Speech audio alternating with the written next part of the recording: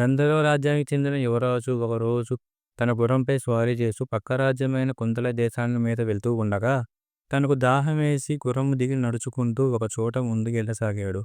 అక్కడ తనకు నీళ్లు లభ్యమై అక్కడ కొంచెం నీళ్లు తాగాడు. అలా కొంచెం దూరం ముందుకు వెళ్తగా తనకు ఒక శబ్దం వినబడింది. ఏమిటా శబ్దం పక్క చూస్తే పూలవనంలో ఎవరైనా అందమైన అమ్మాయి నృత్యం చేస్తూ తనకు కనబడింది. ఎవరి అమ్మాయిని ఆలోచిస్తూ ఉండిపోయాడు. అలాగా కొంచెం అప్పుడు తనకు అర్థమైంది. తను ఆ దేశపు మహారాజు యొక్క కుమార్తె, ఆ యువరాణి అని తనకు తెలిసింది.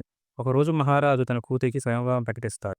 ఆ స్వయంవరానికి చుట్టుపక్కలున్న మహారాజులందరూ విచ్చేస్తారు. స్వయంవరానికి విచ్చేసిన రాజులందరికీ ఈ దేశపు రాజు ఒక నియమం పెడతాడు.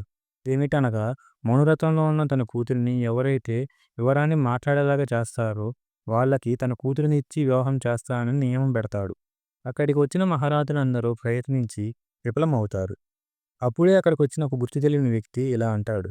నాకు యువరానికి ఇంతకు ముందే పెళ్ళయి ఉన్నది. మాకు ఇద్దరు పిల్లలు కూడా ఉన్నారు. మీకు కావాలంటే నేను చూపిస్తాను. నా భార్యని ఇంకొకళ్ళకి ఇచ్చి పెళ్లి చేయడం నేను అస్సలు ఒప్పుకోను. ఇది సరికాదు అని ఆ యువకుడు మహారాజుతో ఇలా అంటాడు. అప్పుడు మా దేశపు చెందిన మహారాణి, నువ్వెవరో నాకు తెలీదు. నిన్నెప్పుడు నేను చూసిందే లేదు. అయినా మనిద్దరికీ ఇప్పుడు పెళ్లయింది. ఇదంతా అబద్ధము. నేనిది ఒప్పుకోను అంటది.